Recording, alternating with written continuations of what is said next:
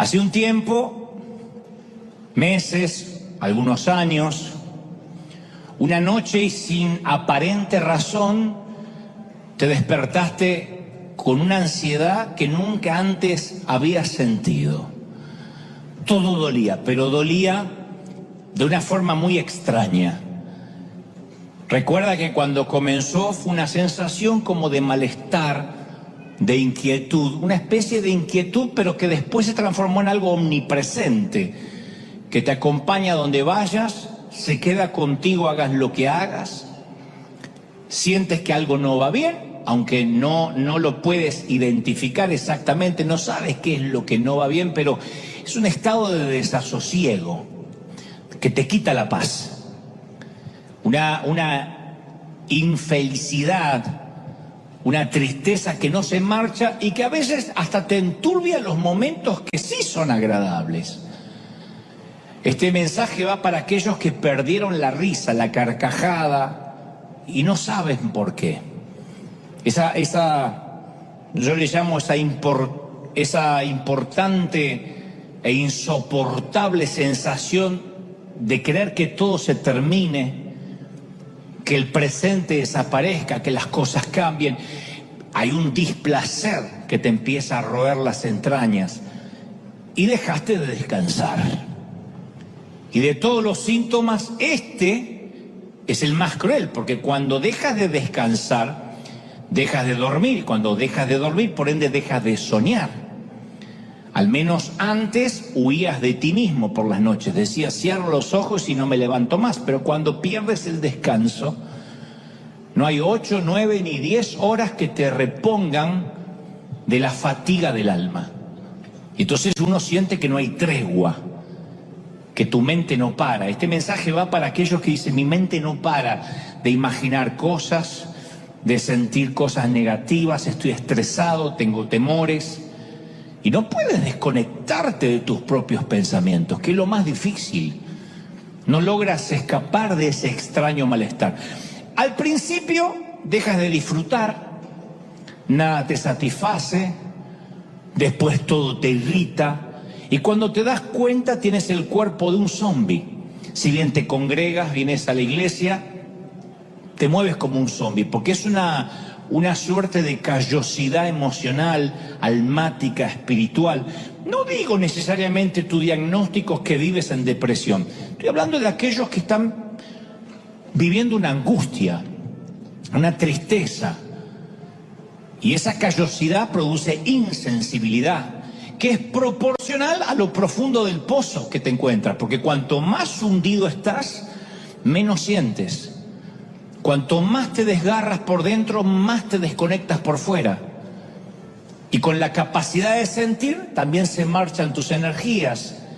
Esas fuerzas, adrenalina que antes tenía para comenzar un lunes por la mañana y decir, me queda una semana fructífera, ahora te arrastras, rectas, toda la semana para llegar otra vez al sábado o al domingo. Y tu vida empieza a andar en piloto automático. Limpias la casa, haces las compras, vas a trabajar, tus hijos te hablan, pero no estás ahí. Sientes dolor en el pecho, en la cabeza, en las entrañas, pero te duele de una forma completamente diferente a cualquier dolor físico que alguna vez hayas experimentado. Es el dolor del alma. No se deja comprender fácil y tampoco tiene una solución inmediata. Esto no se resuelve reprendiendo necesariamente un espíritu. Y no estás consciente de que algo anda plenamente mal hasta que algo se rompe en tu interior. Y luego, una mañana como esta, una tarde, una noche, según como me estén viendo a la hora que sea en otras partes del mundo, oyes este mensaje y la sospecha que tenías se convierte en certeza. Diagnóstico: tienes el corazón partido. Cada cristiano tiene un llamado. Cada cristiano tiene un propósito. Y el enemigo tiene la enmienda de interrumpir ese llamado y ese propósito. El enemigo tiene la intención de frenar el impacto de lo que Dios quiere hacer a través de nosotros para que creamos que Dios nos abandonó. Pero los conflictos internos y el corazón partido son una confirmación de que eres llamado. Quiero que esto te lo grabes en tu corazón. Que te duela el corazón a veces, que a veces estés triste, es una confirmación que hay un propósito, porque el enemigo solo pelea con los que significan una amenaza. Él no pierde tiempo con los que no tienen propósito. ¿Estamos de acuerdo? Hay propósito. Como suelo decir, si tú no tienes un choque frontal con el diablo de tanto en tanto, es que se debe a que vas en la misma dirección que él. Uno tiene que chocar. Si uno no choca es porque él está contento contigo. Y dice, no, este no lo molesto de los míos. Pero si chocas contra él y de repente viene una tristeza que te embarga, no es que estás endemoniado, no es que te agarró un espíritu, significa que estás en buena compañía con Elías, con Moisés, con David y con tantos que en un momento se sintieron que no iban a poder alcanzar su propósito. Entonces el diagnóstico es una tristeza aguda que parece que no se va, un dolor en el corazón, una sensación de zozobra. Luego te hice ver o vimos juntos de que muchos pasaron por lo mismo y están pasando por lo mismo. Algunos simulan más que otros, pero la mayoría tiene o tuvo esas temporadas de tristeza. Porque hemos creído como que si alguien se deprime o está triste es porque no tiene fe, porque no ama a Dios. No, simplemente que son temporadas que tienen que pasar. Salomón dividió la vida en 28 tiempos, en 28 temporadas que no son las únicas. Pero entre esas temporadas está el tiempo de llorar. El tiempo de recoger cosecha y el tiempo de no recoger nada. Es parte de la vida. Entonces, en tercer lugar, yo quiero hablarte de las segundas opiniones. Porque yo sé que cuando alguien te da un diagnóstico, dice, me gustaría consultar segundas opiniones. Que es como otros ven la temporada que estás viviendo. ¿Y por qué viene a cuento una segunda opinión? Porque es muy común que cuando estamos atravesando este tipo de patología, aparezcan los chamanes caseros a decirnos qué debemos tomar, qué debemos hacer y cómo autocurarnos. Como nos pasaba cuando chicos, que las madres nos llenaban de medicamentos que por lo general estaban en la puerta lateral de la nevera y nos daban todo. Una vez que nos drogaban, que parecíamos Bob Marley, nos llevaban recién al médico. Y no le dejaba hablar al médico. Mi mamá decía, le traigo al nene, pero lo que tiene seguro es papera, que se complicó con la angina. El médico dice, ¿me deja diagnosticar a mí? Mi mamá nada más iba para confirmar lo que ella sabía. Nunca mi mamá usó termómetro, tenía labios de madre, decía, 80 Fahrenheit. Ella sabía todo.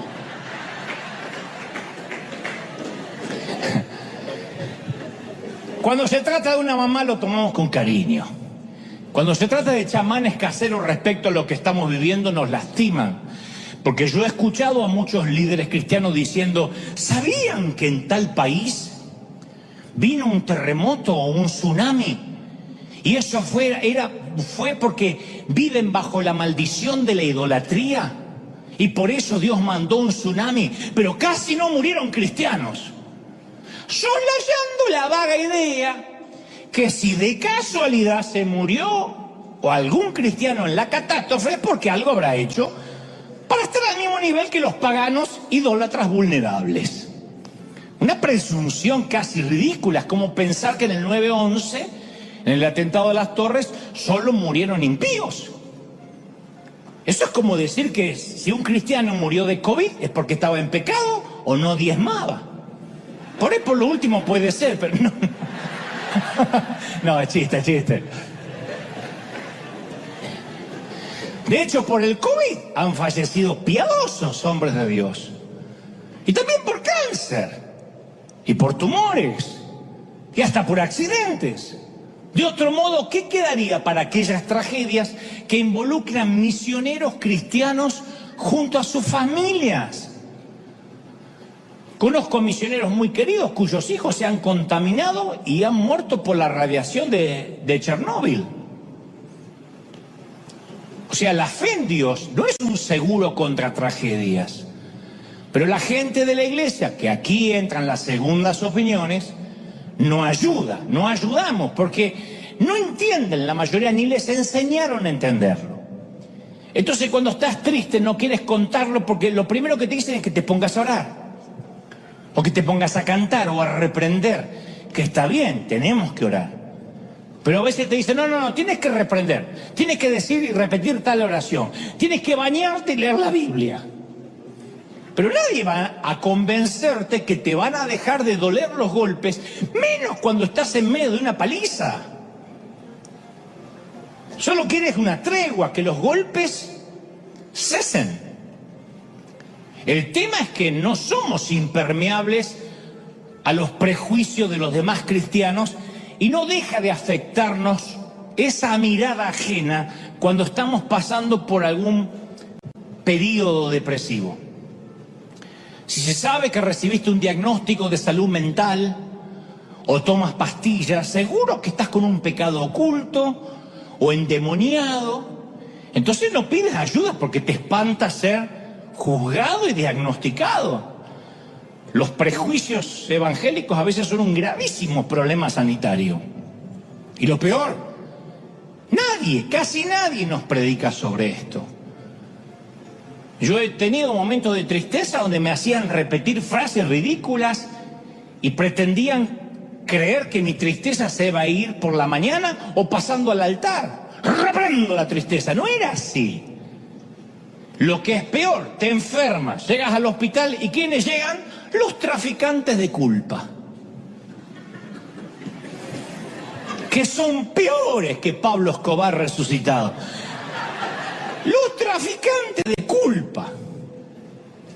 Que te dicen, como una vez conté, algo habrás hecho para que estés aquí. Capaz que por algún pecado que no confesaste. O te acusan, no habrás orado lo suficiente.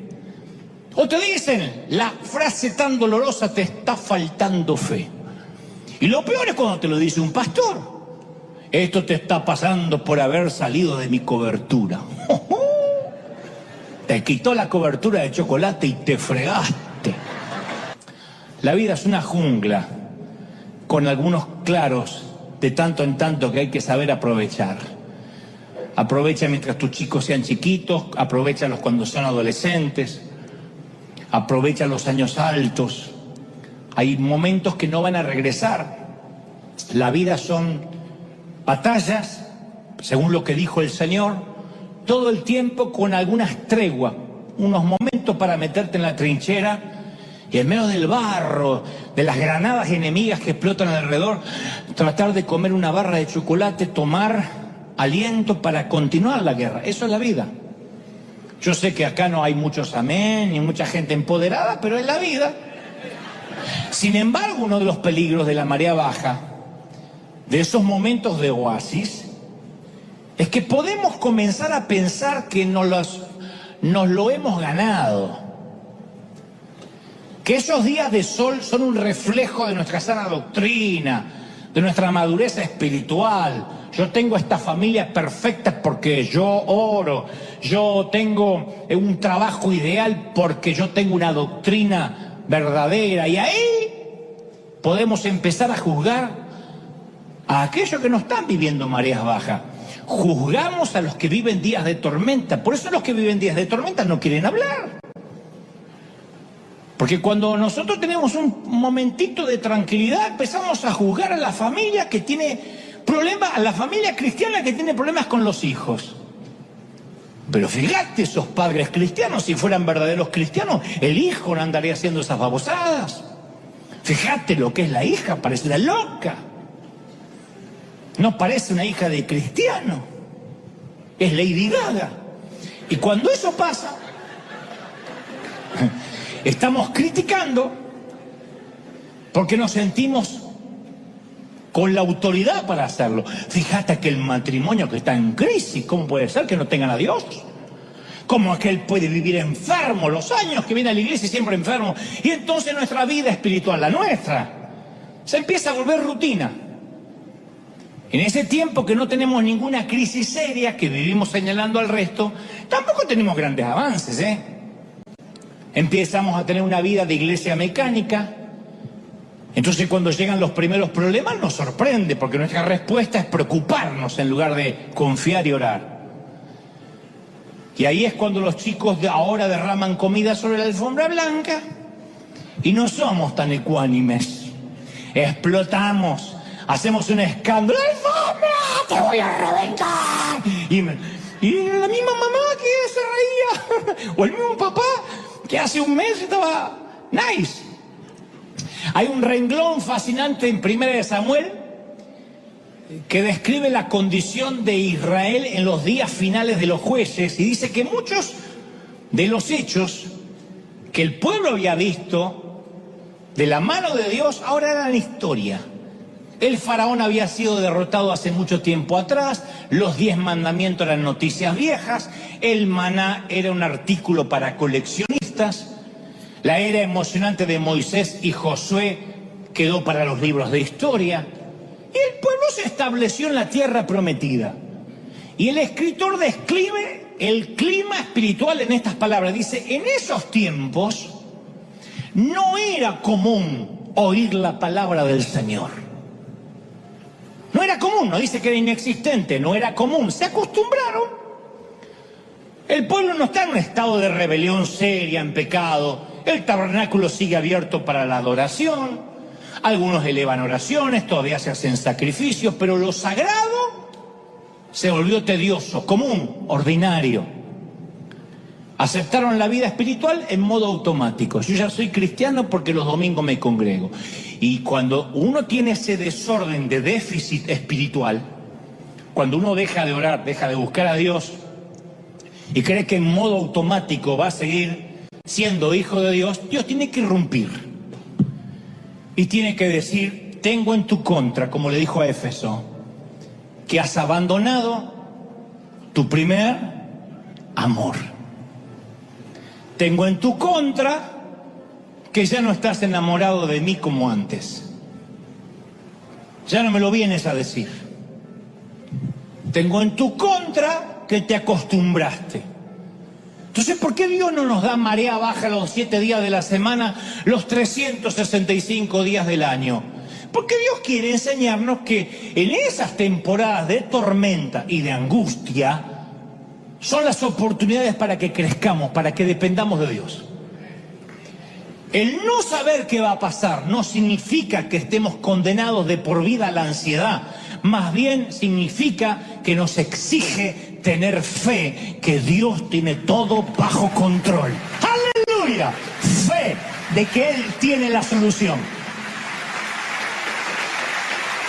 Ahora, si estás buscando certidumbre, saber todo, está fregado. Pero no por una cuestión de si eres cristiano o no, porque para todo, de este lado del sol, puedes andar por fe, no puedes andar por vista. ¿Quién de acá tiene la vida asegurada? Podrás tener seguro de vida, que no sé por qué le llaman seguro de vida, porque para cobrarlo hay que morirse, es seguro de muerte. Pero, ¿quién tiene la vida asegurada? ¿Quién puede decir yo no me voy a enfermar? ¿Quién puede decir jamás voy a tener un accidente, jamás se me va a caer una torre encima, un piano? ¿Quién? Pero todos queremos ser capaces de predecir. Por eso se llenan las iglesias donde los predicadores dicen te voy a empoderar y vas a ser un campeón y te va a ir siempre bien y lo que toques será de bendición. Porque la gente quiere usar la Biblia como horóscopo. ¿Qué horóscopo? Los que escriben horóscopos son unos timadores todos. Pero ¿qué horóscopo te va a decir? Sagitario, hoy te vas a quebrar una pierna. Ninguno. Hoy encontrarás al amor de tu vida. Cáncer, sal con fe, que encontrarás algo en el camino. Y por ahí pisas una defecación de perro. Eso es lo que encontraste en el camino. Pero deseamos tener el control. Y por eso la mayoría de los cristianos nos hemos inclinado a creer que la vida con Dios no incluye sufrimiento, incluye control. Por eso decimos, ¿cómo puede ser que estoy sufriendo si yo nunca dejé de diezmar? Si yo no entiendo, dice la gente. Porque la mayoría creemos que tenemos un acuerdo contractual con Dios. Algo como prometo ser un buen cristiano, una persona decente, y a cambio Dios va a salvar a mi hijo, va a sanar a mi esposa, va a cuidar de mi trabajo. Pero cuando Dios no satisface nuestras expectativas, quedamos girando en un torbellino de preguntas, de perplejidad, de dubitación. Incluso cuando las cosas van mal, algunos se olvidan cuando las cosas le fueron bien. Yo me acuerdo de las palabras de José al faraón, cuando dice, después llegarán 7 años de hambre tan intensa que hará olvidar a todos de la prosperidad de Egipto. El hambre destruirá la tierra, faraón. La hambruna será tan grave que borrará el recuerdo de los años buenos. Que le pase a una nación está bien, tiene sentido. Que le pase a un hijo de Dios que se olvide todo lo bueno que Dios le dio por una temporada de invierno, es una ridiculez. Que de pronto me encuentren azúcar en la sangre, o me encuentren que tienen que tratar un tumor, o que tengo un problema en la dentadura, o que me duele la espalda, y eso haga que yo desconfíe de toda una vida de Dios, cuando me mantuvo y me sostuvo hasta acá, es una locura. José vio en su sueño ambas épocas, la abundancia y la escasez, y ambas bajo jurisdicción divina, ambas, Dios estaba sentado en el trono. ¿No es eso lo que Dios promete en Romanos 8:28? Y sabemos que los que aman a Dios, todas las cosas. ¿Qué es todas las cosas? El supermercado lleno y buscando empleo. Ayúdala bien, ¿cuántos lo creen? Todas las cosas. Entonces, Dios está en la quinceañera y en el panteón, en el cementerio. Si no, no tenemos vida, seríamos todos inmortales de este lado del sol. Dios está cuando buscamos empleo y cuando gastamos en un gran mercado. Pero el final es lo que redime una historia plagada de drama, como en las películas. Si no, ¿qué les queda para los cristianos en Irán, en Pakistán, en Uganda? Que difícilmente van a creer en una teología de prosperidad y de vida feliz. Nuestros chiquitos, nuestros huérfanos. Está bien, le damos comidas dignas, le damos un techo, pero ellos no sueñan con una suscripción de Netflix. No sueñan con comprarse un Tesla y si no se lo pueden comprar y no tienen un buen crédito, es porque Dios está tratando conmigo. Ellos lo que quieren es comer un poco más de arroz. Entonces el grave problema que algunos cristianos tienen es creen que la prosperidad material es la señal de la bendición de Dios. No, eso creemos los sonsos que alguna vez nos tragamos el sueño americano. No puedo pagar la hipoteca, Dios me dejó. La estoy pudiendo pagar, qué fiel es Dios. Y el que vive en un caserío, en un cordón de emergencia. Pero eso no es lo peor es cuando los que nos toca un tiempo de prosperidad, miramos con sospecha al que no está prosperando. Miramos con sospecha a aquel que llega en el auto todo desarmado, que hace pu, pu, pu, pu, pu, pu, pu. Estoy hablando de que de verdad estamos rotos por dentro algunos y a veces no tenemos la menor idea de cómo repararnos. No tienes la menor idea de cómo repararte porque te niegas a pensar que tienes una enfermedad y te avergüenza contarle lo que te pasa a otros cristianos, que esto es lo peor. Pero la padeces, estás triste. Y esto no se soluciona con un par de suturas, ni con que te oren, imponiéndote las manos. Ojalá fuera así de fácil. Con todo placer. En mi caso podría orar por todos aquellos que dicen yo tengo el corazón partido. Pero no lo es. Porque ¿cómo reparas algo que sabes que está dañado, pero no sabes cómo se dañó ni en dónde? Porque una cosa es decir, tengo el corazón roto por un desengaño amoroso, por una traición de un amigo, pero estoy hablando de la otra sensación, que puede tener o no razones su origen, pero aún así dice, yo no sé por qué estoy en este bucle de tristeza. Y dices, ¿cómo sé si tengo que rendirme a esta nueva normalidad o resistir y pelear? Porque a veces se siente como que estuviésemos condenados a vivir con nosotros mismos, cuando sabemos que nuestra mente es nuestra peor enemiga, la que continuamente cuando queremos descansar no nos da tregua. Y es un camino que termina siendo un sendero de oscuridad, sin señales, sin vistas panorámicas, sin destino claro, y un nubarrón gris que pulula nuestro cielo. Y no hay prótesis para un corazón que se ha hecho añicos. Ojalá también la hubiera. Pero hay un momento en que solo deseas una noche de sueño. Estoy hablándole a los que dicen, yo deseo una noche seguida de sueño, sin interrupciones, y lo que es mejor, que por la mañana tenga ganas de levantarme. Como cuando parecía que todo era feliz, como cuando saltabas de la cama, porque te puedes mudar, puedes cambiar de empleo, puedes cambiar de cónyuge, incluso de iglesia, pero a veces esa nube oscura no cambia, porque con el tiempo define tu cielo, define la forma en que vives, y es una agonía casi a nivel arterial. Literalmente, el síndrome del corazón partido existe. Es casi una presión arterial. Uno siente que está viviendo un invierno acerbo, áspero, interminable, como si nos hubiésemos mudado a la Antártida.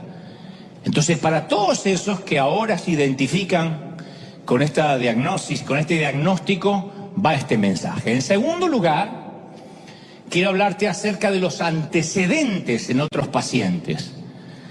Porque cuando uno tiene esta tristeza que no se va, uno tiende a pensar la falacia, la mentira, que uno es el primero. Pero no eres ni el primero ni el último. Lo que tienes es una condición humana, estás atravesando una temporada difícil, y esas temporadas difíciles, esos inviernos, no respetan la estatura espiritual de nadie.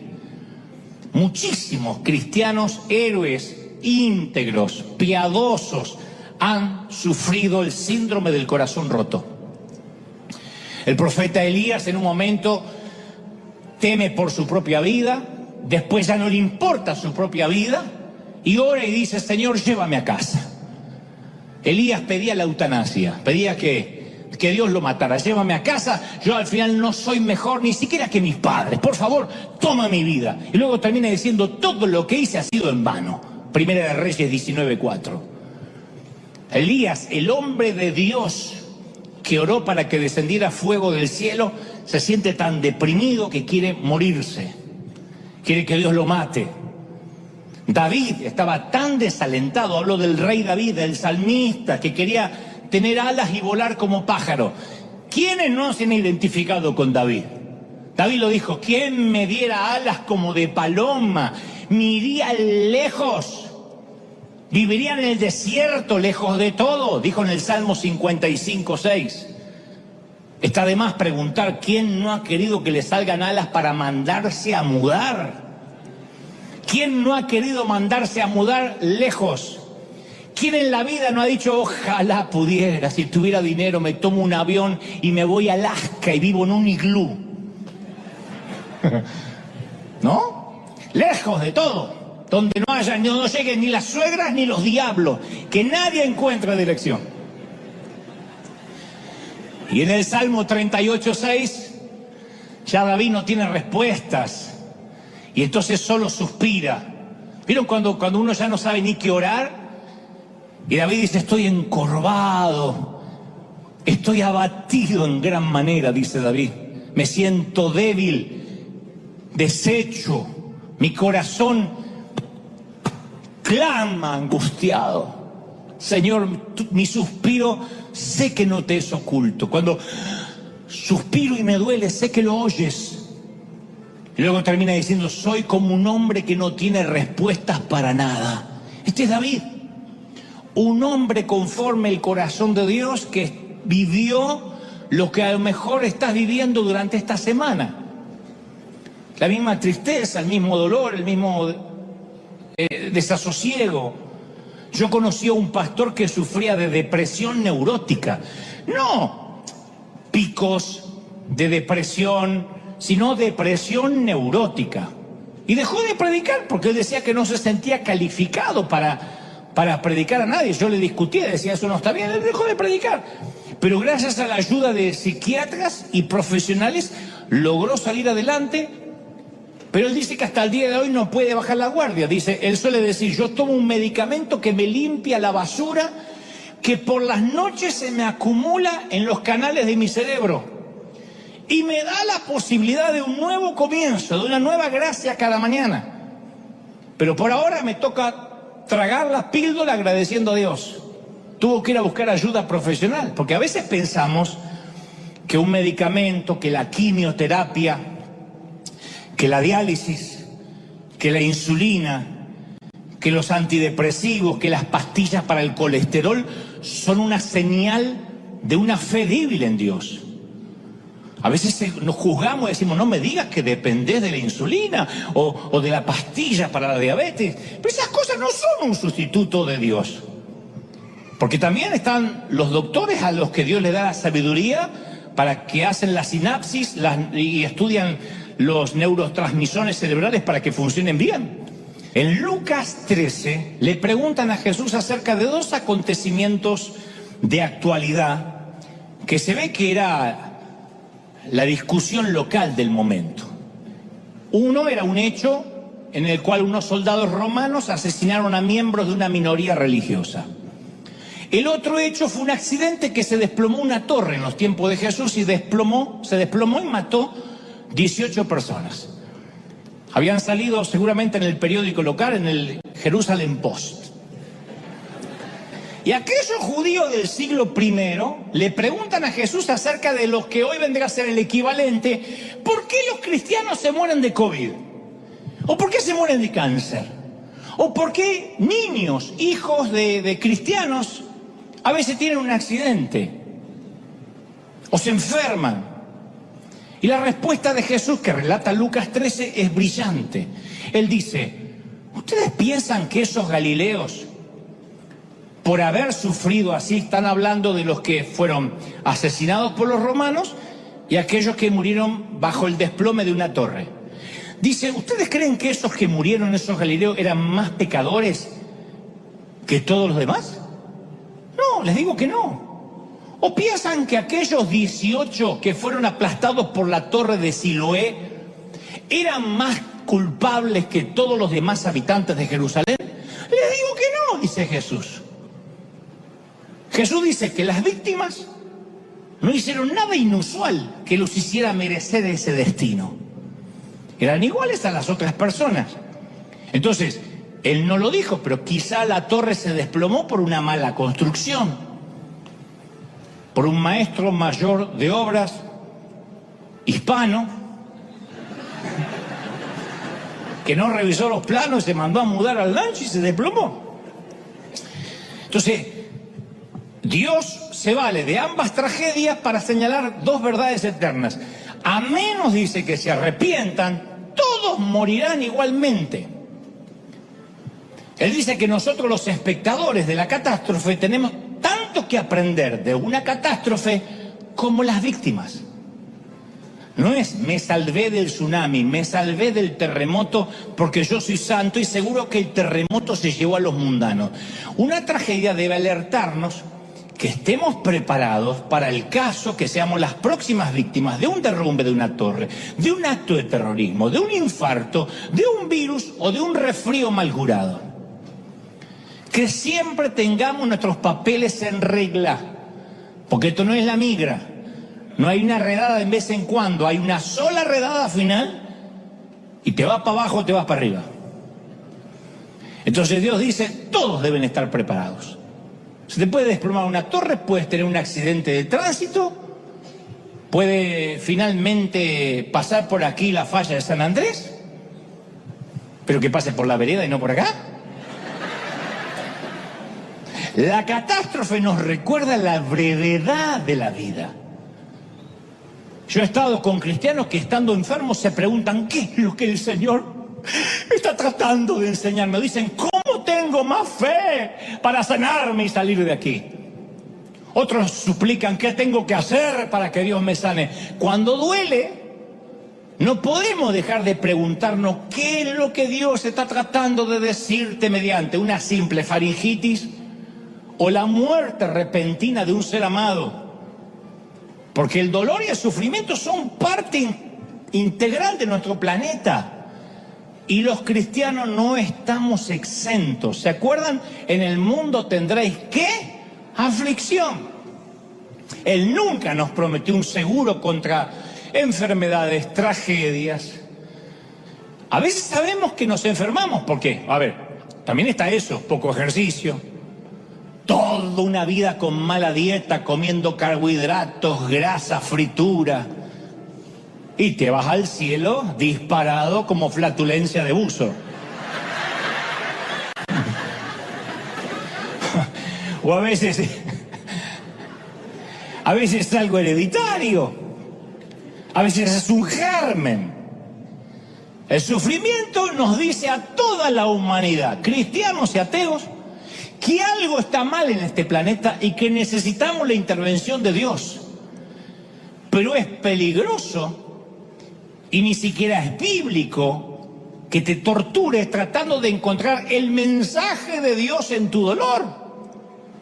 ¿Qué Dios me quiere decir? Bueno, a lo mejor puede ser algo tan sencillo como afloja con las hamburguesas. Sí. Deja de tener una vida sedentaria. No prometas todos los fines de año ir al gimnasio para solo después pasar por la puerta. Haz algo con tu vida. Y a veces simplemente que es la vida. Entonces, quiero que sepamos y tengamos en claro que las segundas opiniones, generalmente de creyente que dice por algo estás hecho, por algo te pasa, es que cuando te fuiste de la cobertura, cuando te cambiaste de iglesia, cuando dejaste de diezmar, Dios no es un Dios que te va a mandar un castigo adrede, que a lo mejor ni siquiera sabes por qué es. ¿Qué pasaría si nuestro niño un día está jugando, tranquila, plácidamente, y venimos por atrás y ¡pah! Le damos una paliza? Sin razón aparente, o para que esté pegado para el futuro. Y el nene dice, ¿por qué me está pegando? Y no sabe las razones. ¿Qué hacemos? Produciríamos hijos neuróticos. Un hijo que no crece bien psicológicamente porque no sabe a qué es el castigo. Entonces, cuando uno trata de ver cuál es el castigo, es un error, es una falacia. Entonces, en cuarto lugar, voy a diagnosticarte la patología. Pues yo primero hablé de los síntomas, pero la patología en sí misma a lo mejor es más sencillo de lo que creemos. Yo sé que sientes el corazón roto, eso es lo que sentimos, el corazón partido. Y a veces la causa de estos patógenos es que vivimos en un mundo, insisto, con leyes establecidas, como todos los demás.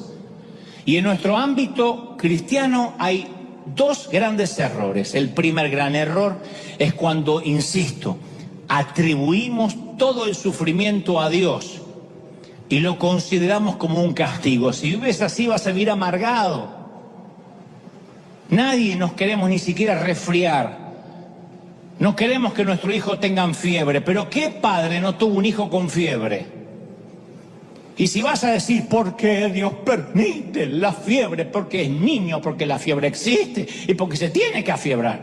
Y porque a lo mejor, como decían las viejas de antes, ahí es cuando crece. ¿Qué sé yo? Pero es parte de la vida. No es un castigo de Dios. El segundo error consiste justamente en creer lo opuesto. Es suponer que una vida con Dios nunca va a incluir el sufrimiento. Y si sufres, como te dije, algo habrás hecho.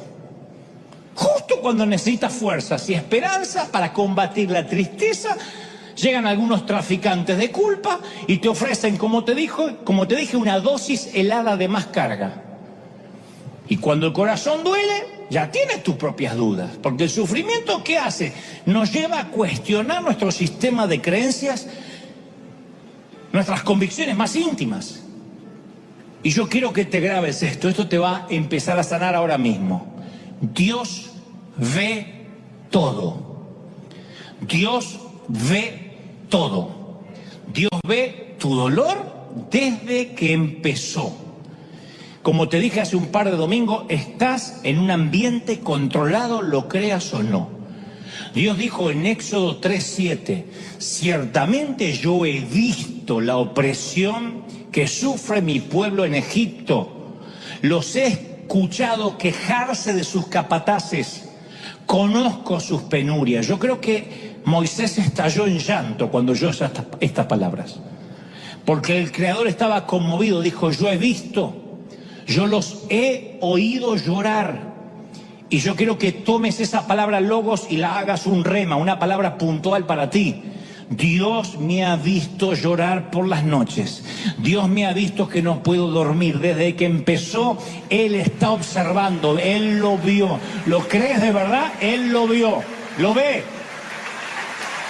Sabe que algo te agobia. Y no sé qué sea, una larga enfermedad, una quiebra, un sufrimiento en la familia, confusión en cuanto a tu carrera, depresión inexplicable, una terrible pérdida, una ruptura. Yo quiero que hagas una pausa por un momento y oigas estas palabras que el Creador susurra a tu oído. No te angusties. Yo he visto tu corazón. Yo he visto tu corazón partido. Te he oído por las noches. Te he visto cuando te tiras a orar y no sabes qué decirme. Pero confía en mí. Yo sé lo que estás pasando y te doy mi palabra que me importas. Y me importas mucho y no voy a soltarte. Te estoy viendo, te estoy observando. No te voy a dejar. ¿Cómo te ama el Señor? ¡Aleluya! Tampoco la fe nos equipara, nos equipa y nos pone mágicamente dentro de un traje espacial herméticamente sellado, libre de gérmenes, para protegernos contra los peligros de la tierra.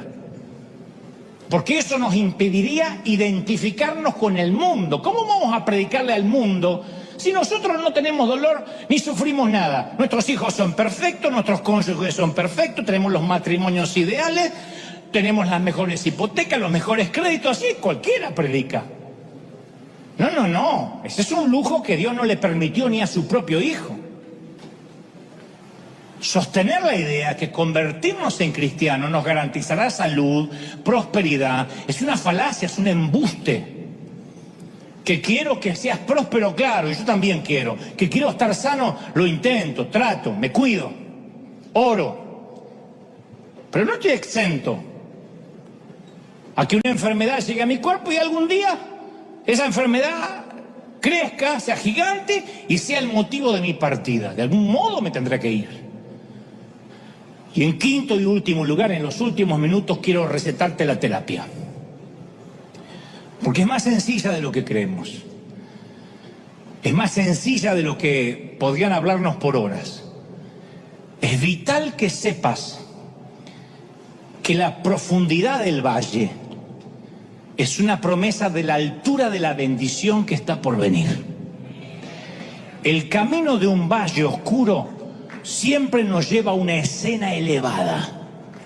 Un lugar donde Dios nos va a bendecir, si no, no te permitiría que estés en un proceso. Los valles, ¿sabes por qué se define un valle? Por los montes que rodean el valle. Y es posible que ahora nos toque una temporada de valle, pero los valles no serían valles si no hubiese montaña que rodean el valle. Entonces nosotros a veces señalamos a nuestro hijo enfermo o con problemas, o a los papeles de divorcio, o a las muletas, o a las hambrunas, y decimos, esto no tiene sentido.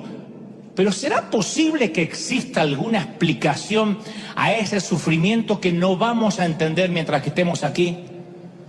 ¿No creemos que las maravillas del cielo van a ser capaces de redimir una vida llena de dificultades? Dijo el Señor, el que quiera conservar la vida la va a perder. Pablo opina así en 2 Corintios 4:17, dice, ¿por qué es tan leve, hablando de la vida, es tan leve, tribulación momentánea produce en nosotros cada vez más excelente y eterno peso de gloria, de bendición, de montañas altas, esta leve vida. ¡Aleluya!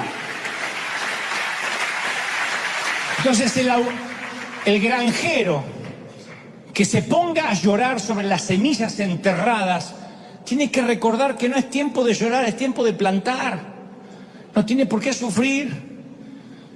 Cuando el corazón está partido no es necesariamente un tiempo en que necesariamente tenemos que hacer algo que no veníamos haciendo. El tiempo del dolor es el tiempo para usar la fe, de confiar, de descansar, de tener esperanza, de decir esto es un leve tiempo, una leve temporada que va a pasar, es un proceso. Ya sea que termine este proceso durante esta vida o cuando lleguemos a casa. Pablo escribe en 1 Corintios 15:35, pero dirá alguno, ¿cómo resucitarán los muertos? ¿Con qué cuerpo vendrán?, se pregunta el apóstol. Y luego aclara, necio, lo que tú siembras no se vivifica sino muere antes. Y lo que siembra no es el cuerpo que ha de salir, sino el grano desnudo, ya sea de trigo o de otro grano, pero si Dios da el cuerpo como Él quiso y cada semilla su propio cuerpo. O sea, aun cuando estamos en el panteón, el servicio que hacemos junto a ese hueco en la tierra, no estamos sepultando a alguien, se lo está plantando. La tumba no es un pozo, es un surco fértil.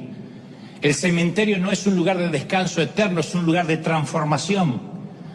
Muchos dicen la muerte no tiene sentido, sin embargo Dios dice que tenemos que morir para poder vivir, en todos los órdenes. Cuando se siembra una semilla tiene que morir en la tierra, y lo que nosotros vemos como una tragedia suprema, Él lo ve como un triunfo.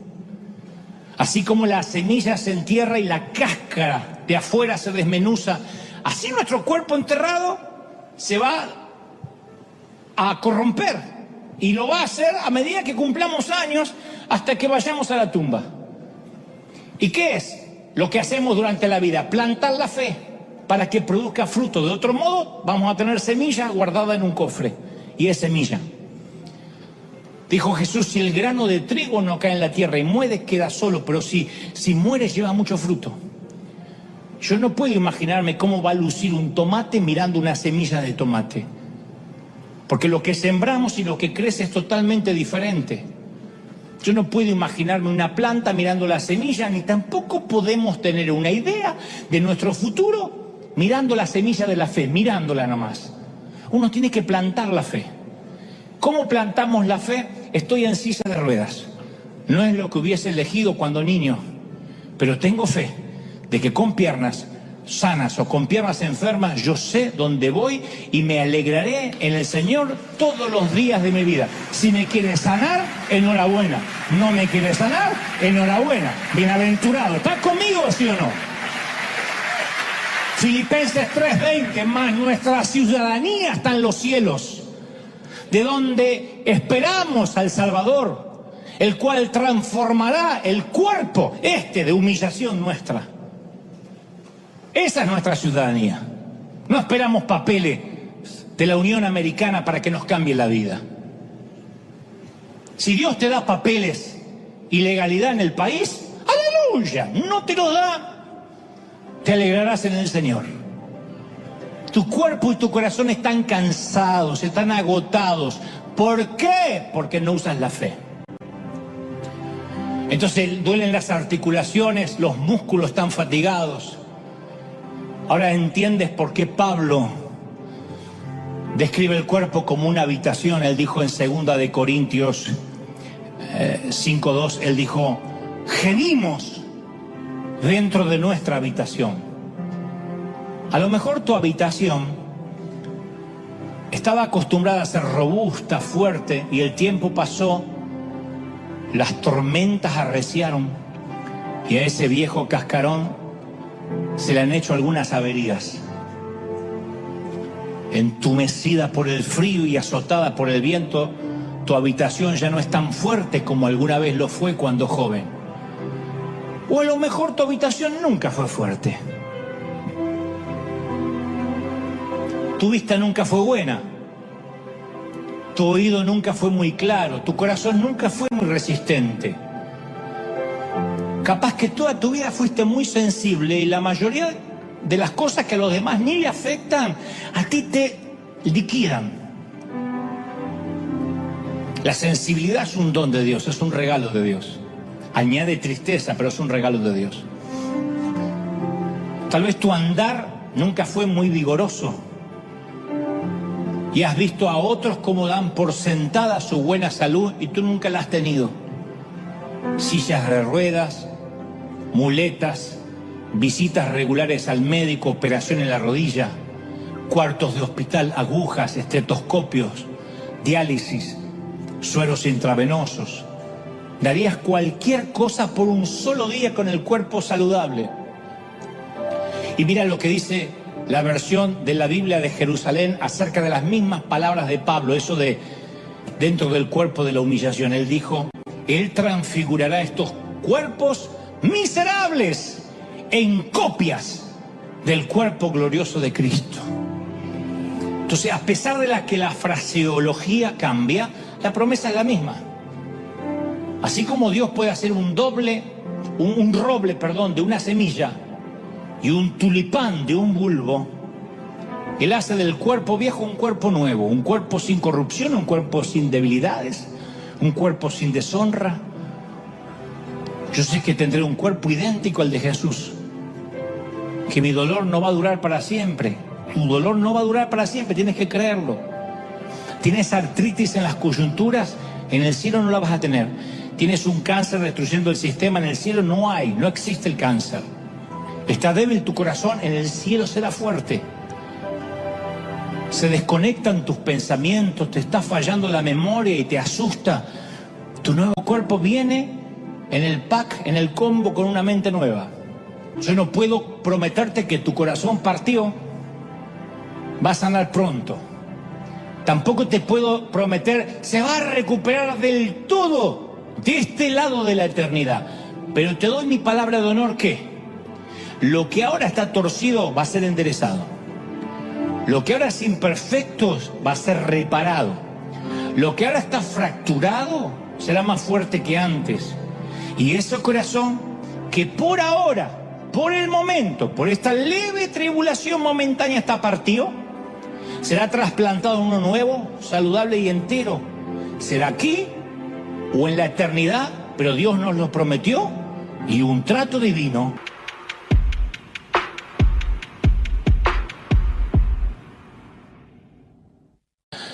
En otras palabras, cuando Dios te da algo, te da la capacidad para disfrutarlo. Si ahora te toca hacer colibrí, si hay una temporada en que tienes que remar y remar y remar y todavía no te puedes comprar la casa, te cuesta pagar los impuestos, la renta, el hijo no cambia el carácter, el matrimonio no está funcionando. Si te pasa eso, reconoce, me toca un tiempo de colibrí, me toca un tiempo de aletear. Y si no lo estás disfrutando, no finjas que lo haces. Aletea, mantente en el aire, que no es poca cosa. Sigue viviendo, mantente vivo, respira. Pero por nada del mundo finjas que estás remontando. Cuando hablo de fingir que estás remontando como águila, hablo de repetir mecánicamente las cosas espirituales que memorizaste, aunque nunca las viviste. De sonreír a los vecinos cuando sales de casa, cuando acabaste de gritarle a tus hijos en la cocina. De asentir con la cabeza y decir amén a todo en lugar de hacer preguntas. De mostrar fortaleza donde tendrías que mostrar que estás roto y necesitas ayuda. Hacer todo lo posible por seguir manteniendo la imagen que tienes la vida solucionada. De eso hablo, de fingir. No te compares si estás como un colibrí en estos momentos con el que estás remontando vuelo. Ya va a llegar. Solo sigue aleteando o corriendo, ya va a llegar tu oportunidad. Luego viene la tercera condición que describe Isaías. En ocasiones remontamos vuelo y no podemos correr por causa de la duda, del dolor, del fracaso. En otras oportunidades todo lo que podemos hacer es caminar. un pasito a la vez. Isaías habla de los que caminan, ni siquiera remontan, ni siquiera aletean, caminan. Y no sobre el agua, caminan sobre la barca. Yo he tenido temporadas de caminar y aún el Señor me siguió bendiciendo. Todavía sigo caminando a veces, un pasito a la vez.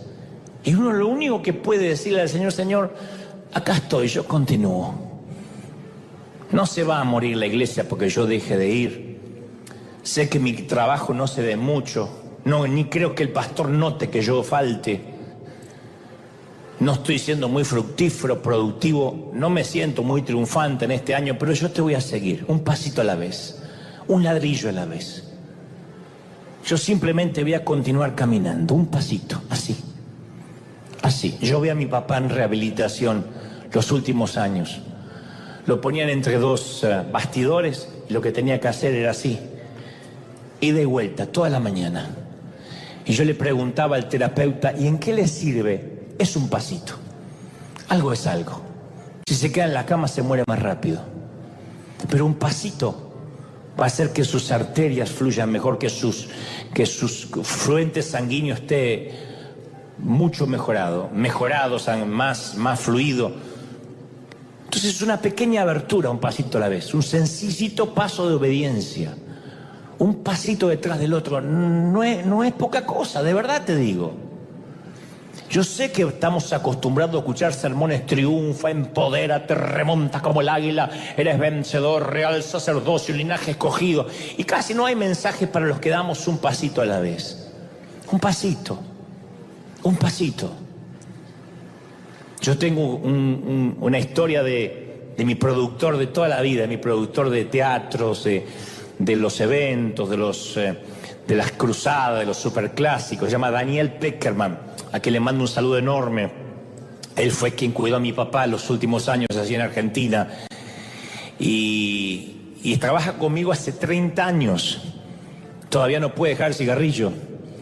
Pero él se propone todos los años decir: vos sabés que estoy fumando menos. Antes fumaba 40 por día.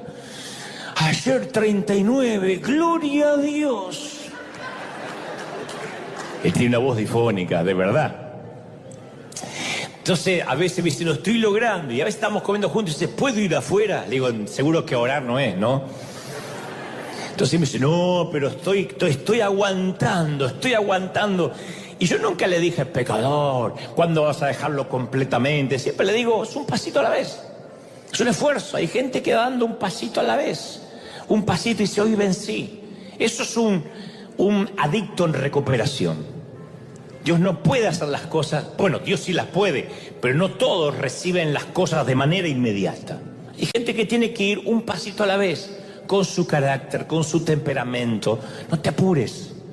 En la vida de Jesús, por ejemplo, cuando estuvo en el monte de la transfiguración, o cuando resucitó a su amigo Lázaro, del sepulcro del Señor remontó vuelo, fue un águila. Se levantó tan alto en el espíritu que nadie le pudo seguir el ritmo.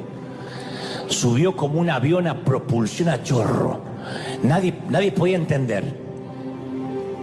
En otras ocasiones, cuando lloró por Jerusalén, cuando se frustró por la lentitud de sus discípulos, cuando enfrentó la oposición de los líderes religiosos, la vida le fue más difícil. Pero se mantuvo aleteando como un colibrí. No se desvió de la ruta, aun cuando era cuesta arriba. Era capaz de aletear mucho. Pero cuando llegó el momento de cargar la cruz, ya no estaba remontando vuelo ni aleteando. Cuando le colocaron la cruz en la espalda lastimada, sangrante, era un muchacho de 33 años. Era joven, pero caminó lento. Era un hombre muy joven, pero ese día tropezó y cayó. Y lo único que hizo fue levantarse otra vez y caminar un poco más. Lento, pero caminando. Como vos, como yo. Pasito. Tal vez la vida a veces se nos pone difícil. Cuando queremos más que nunca dejar todo. Y aún así le decimos: Señor, yo no voy a renunciar a ti. Yo voy a seguir poniendo un pie delante del otro. Voy a tomar mi cruz, seguiré a Jesús, aunque me cueste. No soy el gran corredor, el gran aleteador, nunca seré conocido como las águilas del Evangelio. Pero acá estoy dando un pasito a la vez. Aunque no lo creas, esa fue mi vida siempre. Siempre. Puede que la imagen sea de un tipo triunfante que se cuelga de los helicópteros y de la vida, pero yo siempre fui a dar un pasito a la vez. Estando sano, estando enfermo, con crisis, sin crisis, con apoyo, sin apoyo, siempre di un pasito. Siempre un pequeño pasito. No intento comprar su gracia, no intento comprar la salvación, pero ahí estoy. Y muchas veces Dios aprecia nuestro caminar más de lo que estima que remontemos vuelo. Y Él pagó un precio altísimo. Jesús caminó al Calvario. Tomó sobre sí mismo la cruz, todo el quebranto de la raza humana, todo el sufrimiento del día D en la playa de Normandía y todo el sufrimiento del pecado, del dolor de los seres humanos desde la caída hasta la fecha. Después que el sábado los amigos fueran a ocuparse de su cuerpo, la piedra fue cambiada de lugar, removida. Nada había cambiado tampoco, como en Normandía. Pilatos y los sumos sacerdotes todavía tenían el control. El imperio estaba fuerte. Aun cuando Jesús resucitó, César reinaba. Ni conocía el nombre de ese oscuro delincuente para él que murió en una de las 3 cruces. Y en primera instancia nadie lo supo, excepto un par de mujeres, pero ese fue el día D. Ahora había una abertura, como la playa Ornava en Normandía, en plena guerra nazi. Pequeña inicialmente, no mayor a la entrada de una tumba, así era la aberturita. La entradita de una tumba. Yo estuve en Israel, es una entradita que hay que agacharse para entrar. Esa fue la abertura en la humanidad. Entonces cada vez que te involucras en una batalla, cada vez que resistes al pecado, cada vez que proclamas el Evangelio, cada vez que das una porción de tus recursos para engrandecer el reino, cada vez que ofreces un vaso de agua en nombre de Jesús, cada vez que esperas en el Señor, en cada ocasión esa abertura se hace un poquito más grande. La abertura de aquella tumba se agranda y se agranda. Y la oscuridad se replega cada vez más. La luz se hace un poquito más fuerte todos los días. Ese es el caminar cristiano.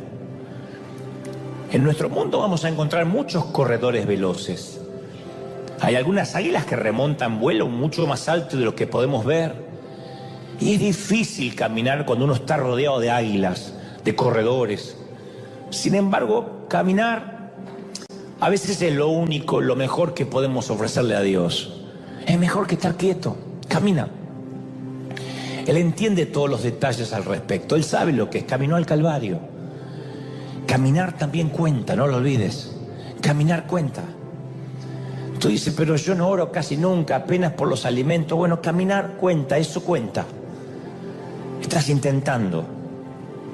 Estás diciendo, Señor, es lo mejor que te puedo dar hoy.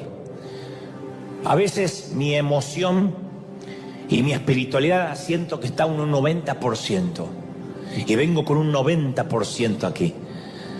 Pero a veces ese 90% se me va achicando durante la semana. Y ya para el miércoles que me crucé con 3 chinitos en la ruta, casi los choco, casi me chocaron a mí. Amo a los queridos chinos, pero no tenemos que andar nunca en la misma carretera. A veces ese porcentaje me baja un 20%, un 30%. Y a veces llego como te pasa a ti. Llego a la iglesia con mi recipiente con agujeros. Se me llenó el domingo y para el miércoles el aceite parece que se me fue. Y nunca digo, no, entonces no voy. No, ya estoy perdido, soy un caso perdido. Digo, Señor, estoy así, sin aceite. Pero es un pasito a la vez. Es un paso a la vez.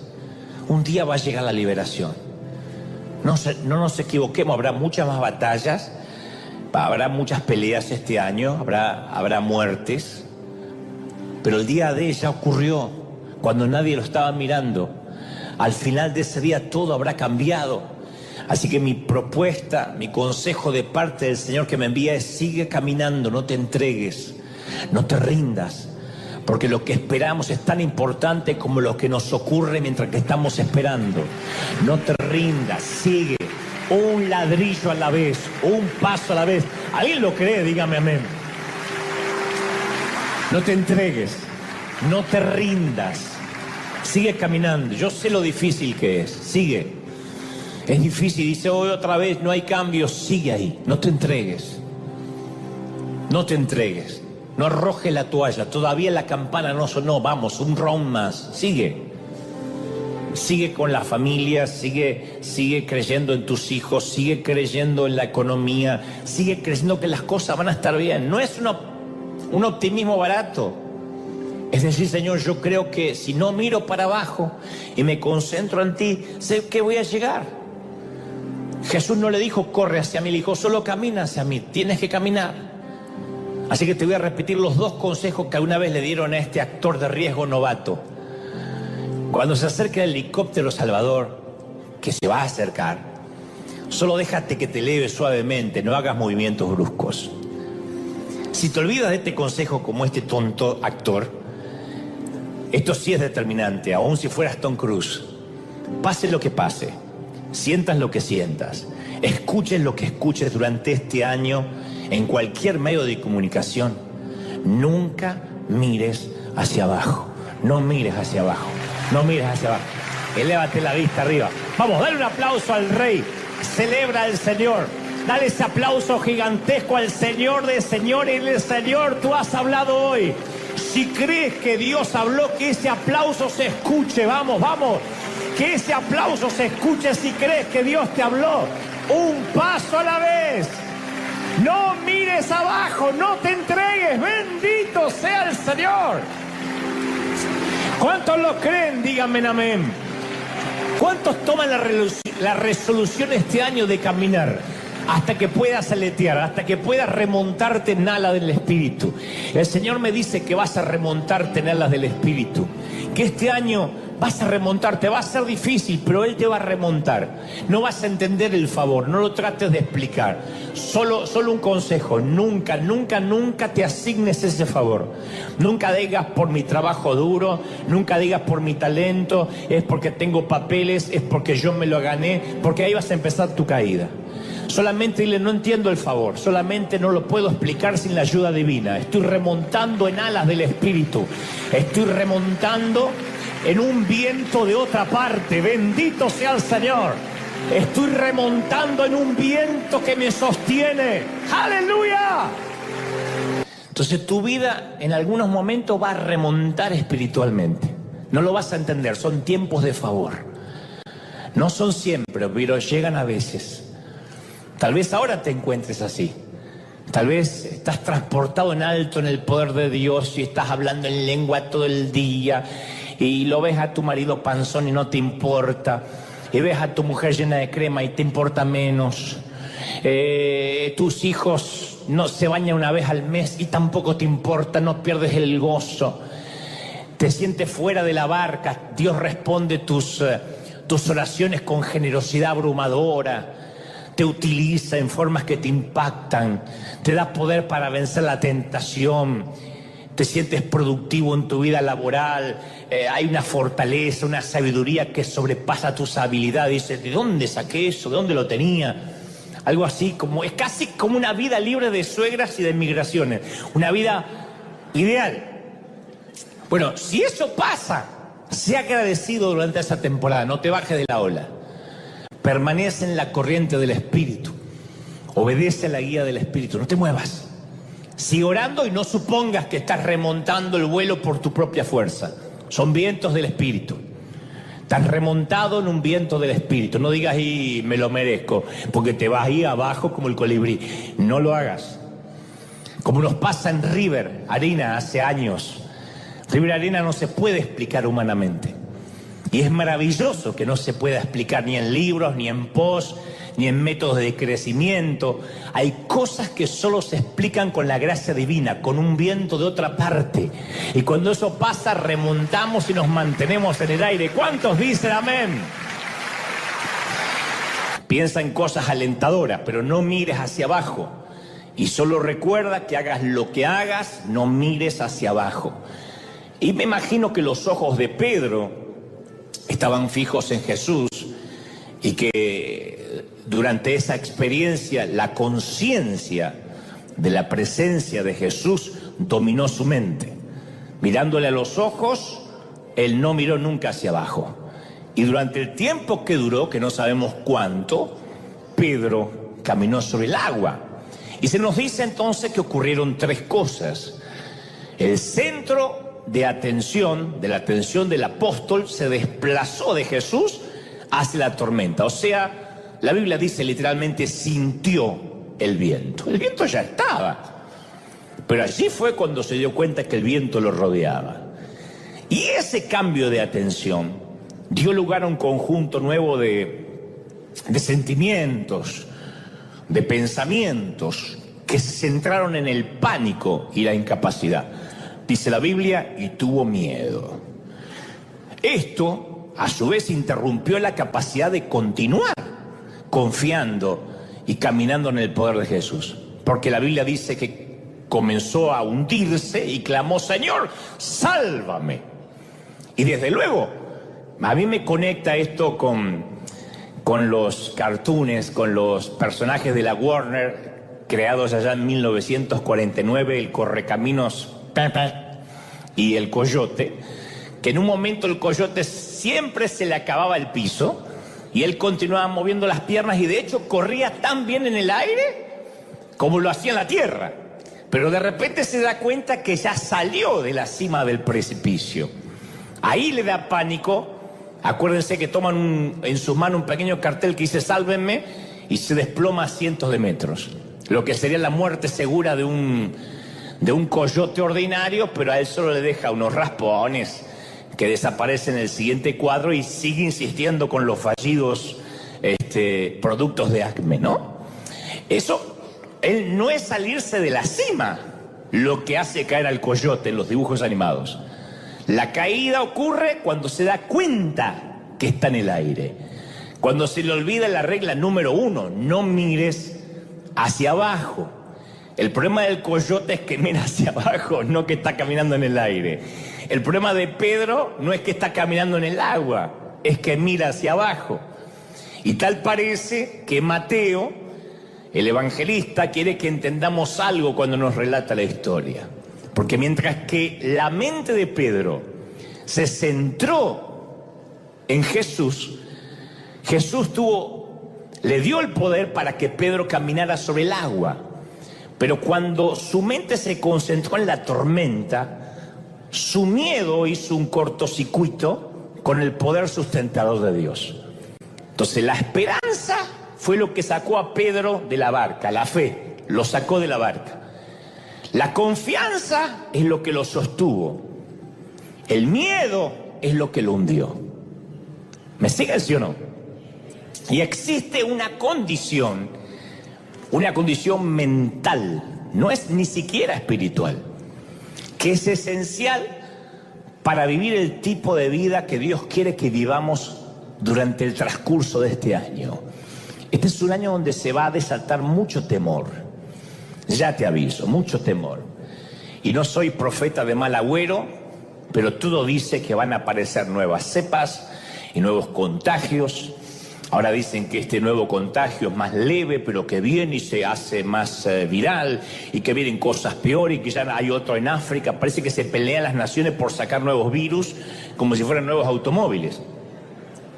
Entonces el temor va a estar más fuerte, el miedo va a hacer que las personas tengan inclusive impotencia para crear, para emprender, para soñar, para proyectar. Se va a meter en nuestros hijos, va a intentar meterse en nuestras familias, en nuestras iglesias. Eso es algo que viene. Proféticamente es un año de mucho miedo, donde los medios de comunicación no van a dar noticias alentadoras.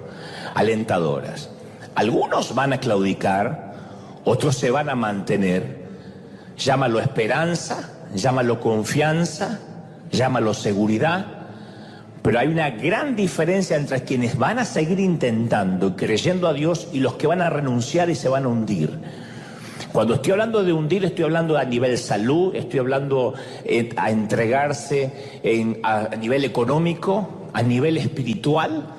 Y es cuando se pierde esa condición mental de la esperanza, de creer, es cuando nos empezamos a hundir. No cuando caminamos sobre el precipicio. No nos hundimos cuando caminamos sobre el agua, sino cuando nos damos cuenta que estamos sobre el agua, sobre el aire, como el coyote, y miramos para abajo. La esperanza es el combustible que hace funcionar el corazón humano. Un choque automovilístico puede dejarte cuadripléjico, puede paralizarte el cuerpo, pero la muerte de la fe, la muerte de la esperanza te va a paralizar el espíritu de por vida. Y no hay nada peor que un espíritu amputado. No hay nada más terrible que un joven con un espíritu amputado, que ya no quiere soñar, que ya no quiere creer, que no tiene esperanza, que cree que en cualquier momento se puede morir y todo se termina. La esperanza es la razón por la cual los seres humanos seguimos teniendo hijos en un mundo perdido. La esperanza es la razón por la cual existen los hospitales. Y la esperanza es la razón por la cual existen las universidades y se sigue educando. La esperanza es la razón por la que existen los terapeutas, las iglesias, los pastores, los curas párrocos, los rabinos, y la razón por la cual los Dorados de Sinaloa siguen entrenando. La esperanza es lo que dice, quizá esta pueda ser la temporada. Pero si uno la pierde automáticamente la visión del futuro. Su espíritu, insisto, queda amputado. Ningún compositor sufriría por una partitura, en escribirla agónicamente, si no sintiera la esperanza de una pequeña luz de belleza que va a surgir de esa lucha. Ningún padre sufriría por su hijo, trabajaría por él, estaría alentándolo a su lado mientras tiene fiebre, sin la esperanza de que un día este niño va a vivir una vida más noble y más feliz que él. Y la historia de cada personaje en la Biblia es el relato de la esperanza de no mirar hacia abajo, de no entregarse. La esperanza hizo que Abraham dejara su hogar. La esperanza es lo que hizo que Moisés desafiara a un dictador, a Faraón. Entonces podemos sobrevivir la pérdida de un número extraordinario de cosas. Puedes perder las piernas y estar confinado en una silla de ruedas o a muletas. Puedes perder los brazos, las extremidades, pero no puedes nunca permitir que te amputen el espíritu, ni a través de los medios de comunicación, ni lo que diga el presidente, ni lo que digan los dictadores de turno. Nadie nos puede amputar la esperanza. Porque el día que muera la esperanza y la fe, estarás muerto en vida. Cuando se pierde la esperanza y la fe, estamos acabados. No hay más nada que hacer. Y la Biblia a menudo habla de esto en términos de no pierdan el ánimo. Dice la Biblia, no pierdas el ánimo. Y yo quiero contarte un secreto que a mí literalmente me resolvió la vida. Dios nunca va a llamar a las personas a que bajen de la barca para que se hunda. Nunca. No obstante, va a ocurrir a veces. Pero no es su intención. Tu llamado nunca va a ser una trampa para que fracases. Dios nunca te va a llamar para ridiculizarte. ¿Por qué? Porque es un papá. Y los que son papis y mamis saben que lo último que haría un papá y una mamá es ridiculizar a un hijo. Jamás avergonzaríamos a un hijo, nunca. Y nos molesta si alguien se burla o le hace bullying. Entonces Dios jamás nos llamaría para avergonzarnos. Tenemos que quitarnos esa imagen de que Dios te va a avergonzar en público. Eso no hace un padre, jamás. Moisés envió a 12 exploradores a inspeccionar la tierra prometida y que observen sus enemigos. Regresaron 10 y dijeron, de la gente de allí son como gigantes, mejor nos volvemos a casa porque nos van a liquidar. 2 de ellos, Josué y Caleb, dijeron, debemos subir poseer la tierra, porque con toda certeza podemos hacerlo. Los 12 miraron la misma tierra, enfrentaron la misma situación, alcanzaron conclusiones diametralmente opuestas, en las antípodas, pensaban diferente. Otra historia, un joven pastorcito lleva comida a sus hermanos que servían en el ejército. El gran campeón de sus enemigos, un personaje sacado de la Federación Mundial de Lucha Libre, los provocaba. Todos los soldados estaban aterrorizados de miedo. Ninguno quería pelear con él y se desanimaron. David lo vio y fue con una onda que dijo: ¿quién es esta bola de grasa para atentar contra los escuadrones de Israel? Otra historia. Jesús y sus discípulos estaban en una barca cuando llega la tormenta. Los discípulos estaban tan asustados que se convencieron de que iban a morir, perdieron la esperanza, con pánico, se desanimaron. Jesús se sentó en la misma barca, capeó la misma tormenta y tomó una siesta. Y en todas las historias que te cuento, hay dos conjuntos de personas que enfrentaron la misma situación. Algunos pensaron que iban a morir, otros pensaron que se iban a hundir. Exploraron la misma tierra prometida, enfrentaron al mismo enemigo, soportaron la misma tormenta. Unos respondieron con paz y otros respondieron con pánico. Unos se desanimaron y otros cobraron ánimo. Ahí es donde notamos que el optimismo, que la confesión positiva y la fe o la esperanza no es la misma cosa. El optimismo te dice: todo va a mejorar, todo va a estar bien, todo va a estar bien, todo va a estar bien, pero te estás hundiendo como el coyote, o te estás cayendo.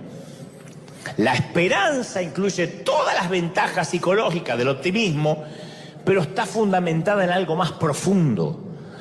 Cuando tengo esperanza, cuando tengo fe, creo que Dios va a usar todas las cosas, las va a redimir, a pesar de que estén saliendo mal. De alguna forma soy el muchacho de la película y voy a ganar. Alguien tiene que aplaudir más que eso si lo crees. De alguna forma voy a salir de esto. La esperanza no me evita esperar lo peor. Primera de Tesalonicenses 4:13 dice: los que tienen esperanza están preparados para las cosas malas. No me evita lo peor. Entonces en casa no me voy a enfermar. Entonces tú dices que nunca voy a tener un accidente. No te evita lo peor. Y por eso quiero que meditemos un poco acerca de lo que significa, aunque venga lo peor, no perder la esperanza, aunque camine sobre el precipicio. Tener la mente cultivada en el famoso pasaje: todo lo puedo en Cristo que me fortalece. Todo, no algunas cosas, todo lo puedo en Cristo, todo lo puedo en Cristo. Di conmigo: todo lo puedo en Cristo que me fortalece. ¡Aleluya! ¿Qué hay que hacer? A ver, para desarrollar mentes que se centran en Cristo, aun cuando estamos caminando sobre el precipicio. ¿Cómo hacer? Yo te puedo dar cátedra porque tuve que aprender con muchos golpes, con muchas hundidas, como el coyote. Yo creo que era como el coyote o compraba en Acme. Así es como somos capaces de concentrarnos en el Salvador más que en la tormenta. Y yo quiero presentarte dos leyes que operan en nuestras vidas. La primera es la ley del conocimiento. Somos lo que pensamos, no hay otra, gente. Mis queridos, somos lo que pensamos. Estar lleno de confianza o de temor depende de la cantidad de pensamientos que habitualmente ocupan nuestras mentes. La forma en que pensamos define nuestras actitudes, moldea nuestras emociones, gobierna nuestra conducta, influencia nuestro sistema inmunológico, nuestra vulnerabilidad hacia la enfermedad. Todo lo que está relacionado con nosotros fluye a medida que nuestra mente va creciendo o decreciendo, de la manera en que pensamos. Pablo en Romanos 12:2 dice: no se amolden al mundo actual, sino que sean transformados mediante la renovación de la mente. Y Jesús dijo que un buen árbol no puede producir un mal fruto. y que un mal árbol tampoco puede producir un buen fruto. Hizo esta observación en términos de la conexión entre nuestra condición interna, nuestra mente y nuestra conducta externa.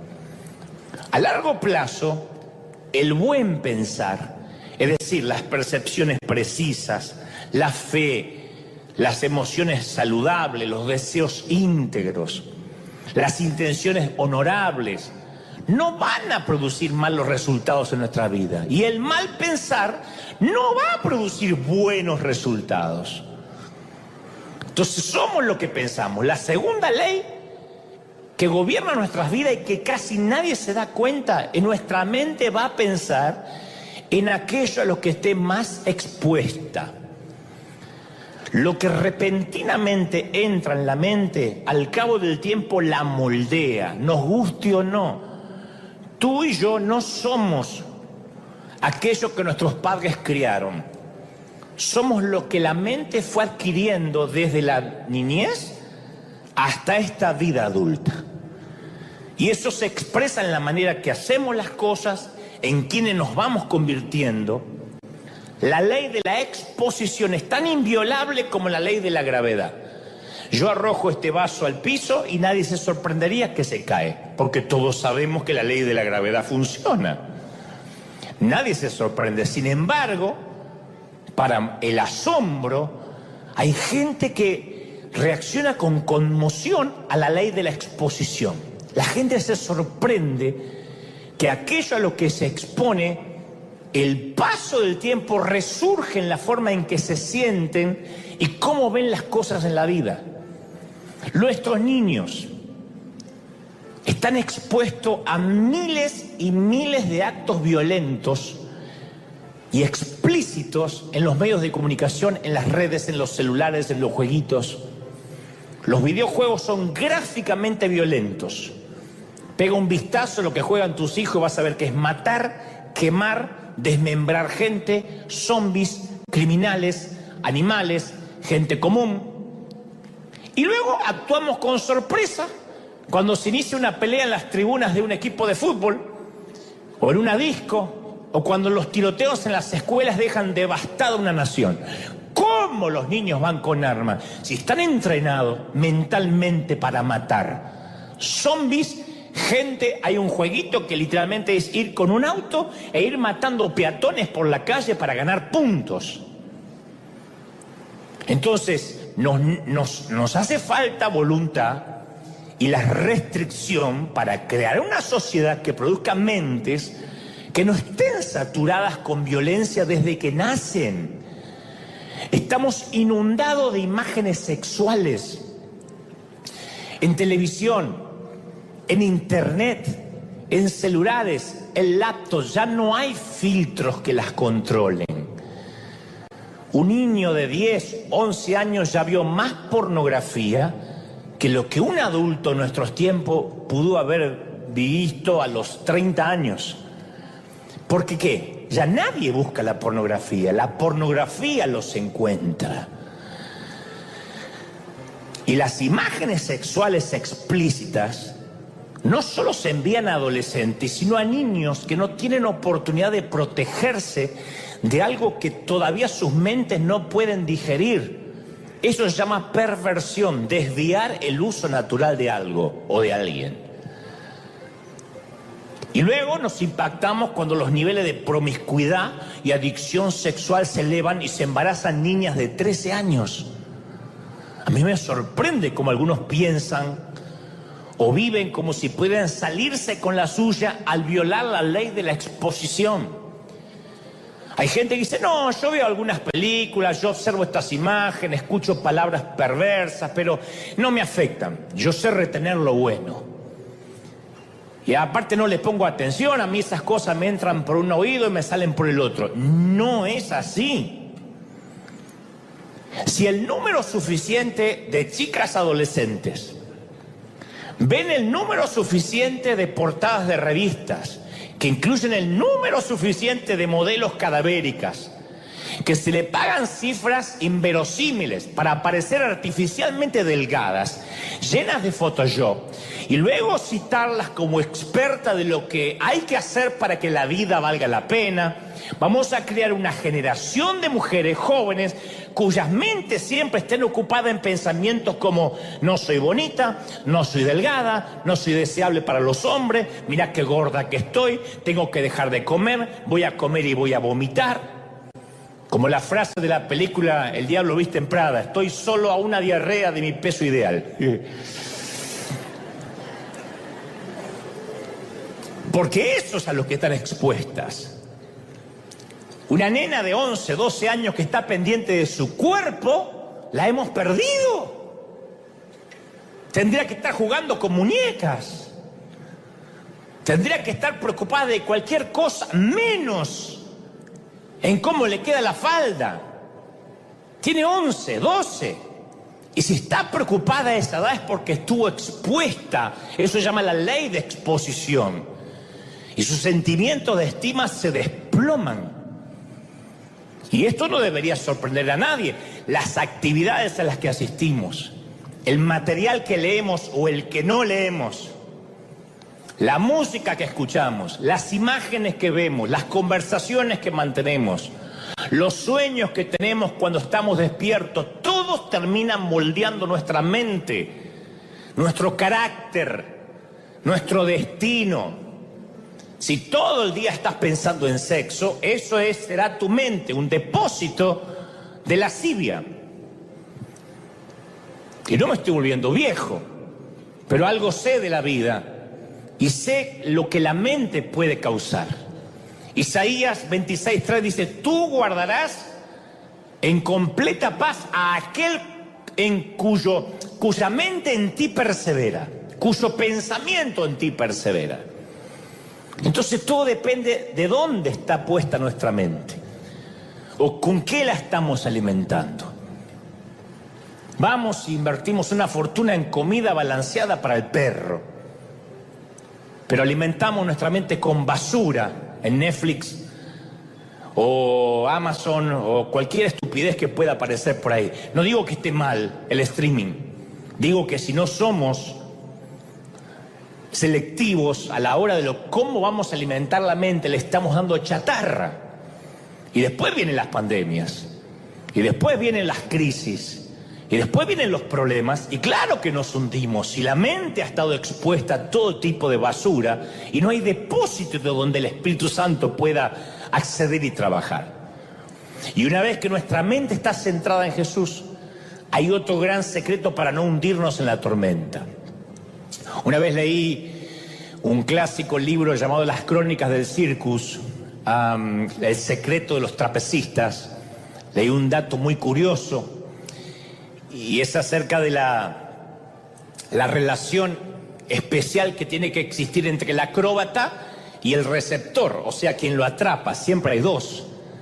A mí no me sorprende. Si fuera acróbata yo querría convertirme en el mejor amigo de quien me va a atrapar. Haría mi mejor esfuerzo para que no hubiera ningún resentimiento entre nosotros.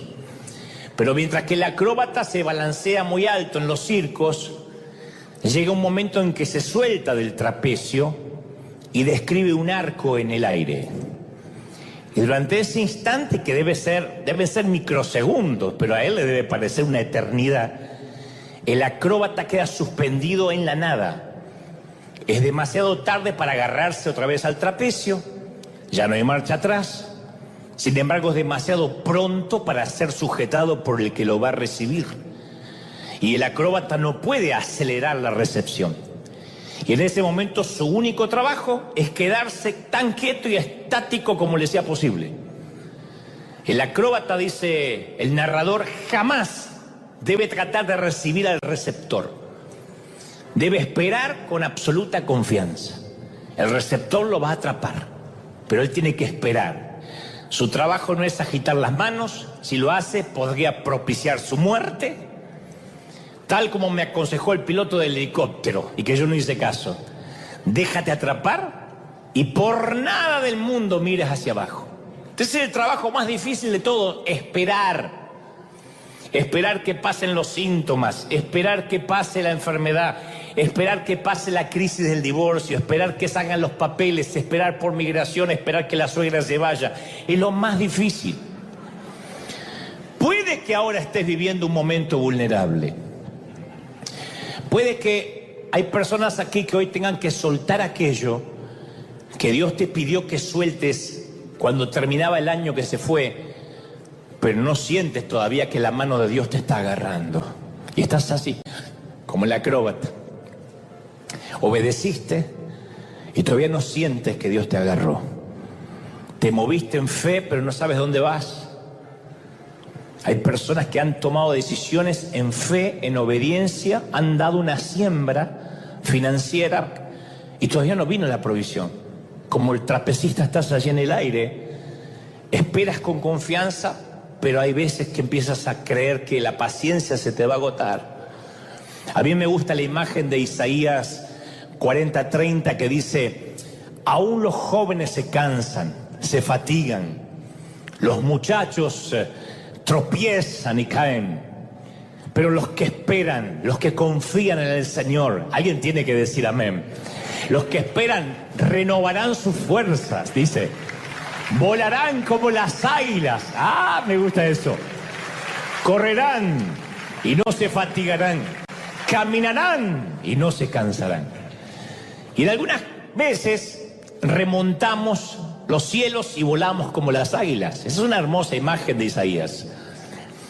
Los ornitólogos dicen que las aves tienen 3 métodos de vuelo. A mí me fascinó esto el día que lo descubrí. 3 métodos para volar. Solo 3. El primero es el aleteo. Es decir, mantener las alas en constante movimiento para contrarrestar la fuerza de gravedad. Esos son los colibríes, por ejemplo, si lo han visto. Los colibríes pueden aletear hasta 70 veces por segundo, porque continuamente mueven las alas.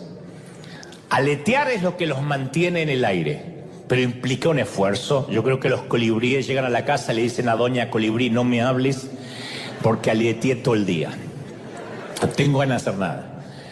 Aletear es un asunto poco elegante, porque aparte es burdo. Yo suelo invertir en la vida mucho tiempo aleteando. Yo aleteo mucho. Me lleva de un lado a otro, pero no hay mucha elegancia implicada en el aleteo. Un segundo método es planear. Las aves alcanzan suficiente velocidad y altura y se deslizan en una corriente descendente. Es mucho más elegante que aletear, pero desafortunadamente tampoco las lleva muy lejos, porque la realidad se presenta en forma de gravedad rápidamente. Planear es lindo, pero no dura mucho, se van a caer. Entonces está el tercer método, que es remontar. Los ornitólogos dicen que solo unas pocas aves, como las águilas, son las capaces de remontar. Las águilas son tan fuertes que le hacen posible sostenerse en corrientes ascendentes de aire, como los aviones. Entonces, en vientos térmicos que ascienden en forma vertical desde la tierra, la manera que tienen ellos es no mover una sola pluma y pueden remontarse a grandes alturas y se mantienen sin aletear. Tampoco están planeando para abajo. Se midió que las águilas alcanzan una velocidad de 120 kilómetros por hora sin hacer un solo aleteo. Se remontan en columnas invisibles de aire ascendente. Isaías dice que de los que esperan en el Señor habrá ocasiones que van a remontar vuelo. Y uno cuando siente el viento del Espíritu, yo te iba a dar un consejo: déjate remontar. Déjate llevar por la ráfaga del Espíritu. Jesús dijo en Juan 3:8, el viento sopla por donde quiere, lo mismo pasa con el que nace en el Espíritu. Hermanos queridos, la gente del mundo no entiende lo que pasa en River. Me dice, ¿qué? Ahí no tienen miedo. ¿Por qué se siguen congregando? ¿Dónde está la distancia social? ¿Pero qué pasa? La gente no lo entiende. No entiende cómo de aquí enviamos recursos a todo el mundo. No entiende cómo sostenemos misiones, cómo sostenemos orfanatos. No lo entiende. Y lo lindo es que tampoco nosotros lo entendemos. No hay manera. Nos reunimos con el equipo y decimos, pero ¿por qué tanto favor? Y le pregunto al Señor y me dice, no eres ni tú, no eres ni la iglesia, no es porque alguien esté orando de más, no es porque alguien haya pagado un gran precio. Solamente mantente un paso a la vez. Trata de remontar en alas en el espíritu cuando puedas. Disfrútalo. No te bajes de la ola si no tienes que bajarte. Pero cuando los vientos desciendan, tú solamente aletea. Cuando no puedes aletear, camina. Pero continúa, no te entregues. Que tu vida sea, como dijo Gamaliel, que lo que sea de Dios nadie lo pueda detener. Lo que no es de Dios se termina. Lo que no es de Dios en 2 años desaparece. Lo que es del Señor permanece. Lo que es del Señor no lo podréis detener. ¿Lo crees de verdad? Lo que es del Señor permanece. Y yo he entendido eso, que hay que dar un pasito a la vez, no hay que entregarse. Y esta es la palabra que quiero que te lleves para lo que resta del año. No te entregues, pase lo que pase. No te estoy asustando. La vida nos va a bendecir. Dios va a hacer que la vida sea bendecida. Lo que digo es que cuando veamos que parece que no hay esperanza, recuerda esta palabra, no mires abajo. No mires como el coyote, no mires hacia abajo, sigue caminando sobre lo sobrenatural. Sigue caminando sobre la provisión divina. Sigue caminando sobre la fe de que Él no te va a fallar. Nunca te dejó, Él no ha cambiado. A Él no lo cambian las pandemias, a Él no lo cambian los gobiernos, a Él no lo cambia la Organización Mundial de la Salud, ni la ONU, ni la Casa Blanca. Él no lo cambian los gobiernos, Él sigue siendo fiel, Él sigue estando en el trono. Y Él dice, si confías en mí, vas a caminar sobre las aguas. Si confías en mí, no te vas a ir abajo, el helicóptero vendrá. Te vas a colgar y te vas a sostener, confía, vas a llegar a la orilla. Esa es la palabra que quiero que recibas ahora. Y quiero bendecir y alentar, primero a los que están remontando vuelo, a los que como las águilas están viviendo un favor que no pueden explicar. Segundo, a los que están aleteando con mucho esfuerzo. Dice, Dante, no sabes cómo estoy. Los viernes, los sábados me desplomo. La semana es agotadora para mí. No tengo tiempo de orar, no tengo tiempo de leer la Biblia. La vida me pasó como un tren, estoy pagando gastos, tarjetas, estoy aleteando y aleteando y aleteando. ¿Será que Dios no me bendice? No, estás aleteando. Dice Isaías que estás aleteando, que estás corriendo. Eso demanda esfuerzo, pero aún así el Señor va a ayudar a que no te fatigues, a que no te entregues.